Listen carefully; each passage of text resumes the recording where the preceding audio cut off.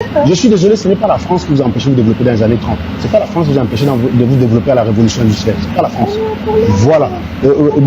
Parce qu'écoutez, les Africains aujourd'hui, s'il n'y avait pas eu l'esclavage, la colonisation, il y aurait des autoroutes entre Rabat. Non, laisse-moi faire 2 secondes. Même pas 2 secondes. Écoutez, les Africains, s'il n'y avait pas eu l'esclavage en Afrique, avec leur richesse et leur connaissance à eux, ils auraient construit des autoroutes entre Rabat et Johannesburg, entre Le Caire et Luanda, ou alors entre Yaoundé et Dakar. Quand on vous entend parler, c'est comme si cette colonisation n'avait pas existé, vous aurez fait ça. Je tiens à vous expliquer que je peux, quand je me balade en France, pour le crétin tout à l'heure qui a dit je ne connais pas la France, j'espère pour vous que vous visitez quand même la France profonde. Vous trouvez des constructions ingénieuses qui datent d'il y a plus de 1000 ans. C'est-à-dire qu'il n'y avait ni esclavage, ni colonisation. Les Français construisaient déjà des choses.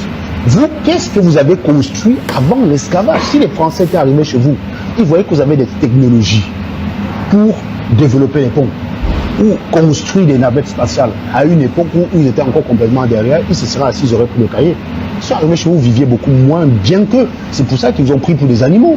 C'est parce que vous viviez encore de façon archaïque. C'est-à-dire que les gars arrivent en Afrique, vous vivez comme à la préhistoire pour eux. Pour eux, vous étiez à la préhistoire. Ils se sont dit, mais ces gars-là, il faut les discipliner un peu. Donc, je suis désolé pour vous. Il y a aussi, je vous dis, quand j'entends les gens parler, c'est comme si s'il n'y avait pas eu l'esclavage, il y aurait des centrales nucléaires au Cameroun, il y aurait des grands avions, il y aurait des usines de construction de Boeing en Afrique, fabriquées par les Africains, conçues par les Africains de A à Z. Alors que ces gars ne comprennent rien à la mécanique, parce qu'eux, ils pensent que la science, ça dépend de leurs humeurs. Ils pensent que la science... Je ne cesserai jamais de le dire. Et je vais le dire tant que j'aurai le souffle de vie. Oui, c'est le travail, rien que par le travail, que nous pourrons ensemble développer l'Afrique. Et non pas par les paroles, les discours qui sont vides de sens. Oui, il va falloir que nous nous levons. Nous ne soyons plus dans les émotions. Nous ne soyons plus dans la victimisation. Voyez-vous, chers frères, il est impérieux aujourd'hui que l'Afrique, que les Africains se mettent au travail. Oui, que les Africains se mettent au travail parce que l'avenir dépend du présent. Chaque jour, nous avons l'opportunité de faire la différence. Que ce soit par nos idées, notre créativité ou notre détermination, chaque petite action compte. Dans un monde en constante évolution, nous, Africains, notre contribution est plus cruciale que jamais. Voyez-vous, l'Afrique copie tout ce qui est mauvais.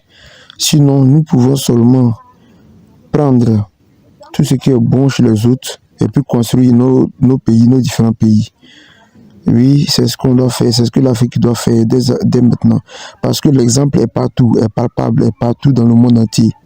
Nous pouvons nous en inspirer, il n'y a pas de honte en cela. Nous devons nous en inspirer pour pouvoir développer notre continent qui est l'Afrique. À ciao pour une nouvelle vidéo famille, surtout restez branchés, n'oubliez pas de vous abonner et de liker. On est ensemble, Méchobet 225.